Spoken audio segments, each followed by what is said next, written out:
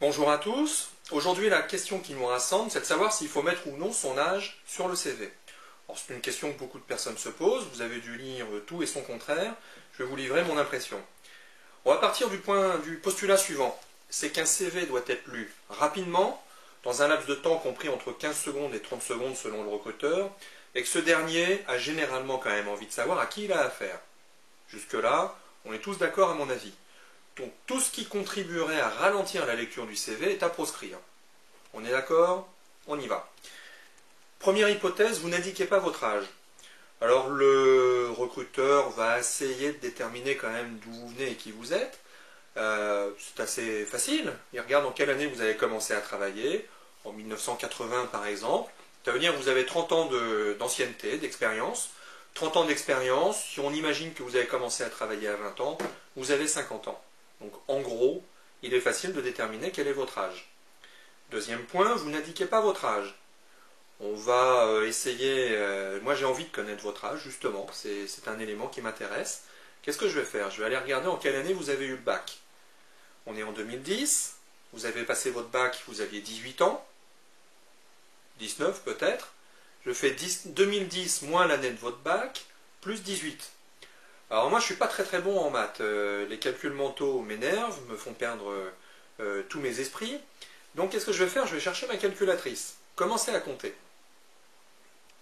Je regarde en bas, en haut, à gauche, à droite. Je cherche ma calculatrice, comme je ne suis pas très bien organisé, je ne la trouve pas. Ah si, je viens de la trouver. Génial. Alors on dit, je ne sais plus quelle année j'avais pris pour le bac, mais on va reprendre 1980. On va imaginer que vous avez passé votre bac en 1980. 2010 moins 1980 plus 18 est égal à 48. Vous avez 48 ans. Bon, ben voilà, je connais votre âge. J'ai juste perdu 15 secondes à chercher ma calculatrice, à faire mon petit calcul, à essayer d'abord mentalement de trouver la solution, puis à vite abandonner. J'ai perdu beaucoup de temps. Votre CV, finalement, je l'ai mal parcouru. Maintenant, deuxième hypothèse. Vous avez indiqué votre date de naissance, né le 17 janvier 1966.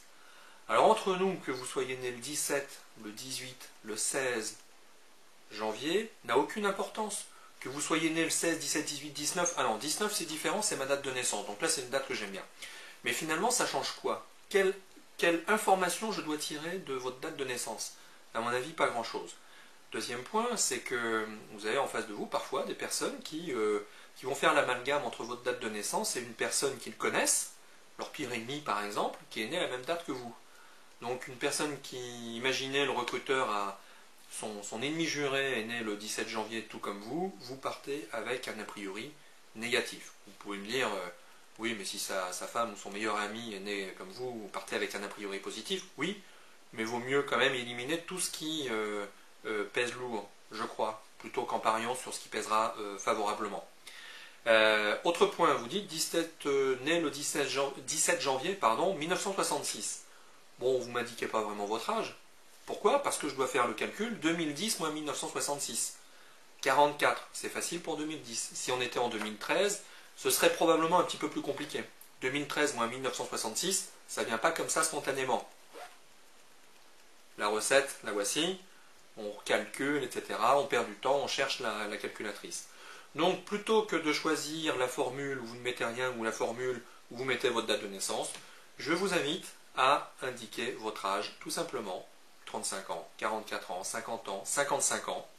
Vous avez des personnes qui disent « Bah oui, mais moi, quand je ne mets pas ma date de naissance, j'ai des entretiens et quand je la mets, j'en ai jamais. » Je ne les crois pas, tout à fait. Pourquoi? Parce que ça fait très longtemps qu'ils ne mettent plus leur date de naissance sur le CV. Donc, ils ne mettent jamais leur âge sur le CV. Donc, forcément, comme ils ont un bon CV, ils ont des entretiens de recrutement. C'est pas ça qui élimine. Ne prenez pas les recruteurs pour des crétins. L'âge se détermine. Voilà, c'était le message du jour. Indiquez votre âge, favorisez la fluidité, la compréhension, la logique de votre CV. C'est en tout cas mon point de vue. A bientôt, haut les cœurs.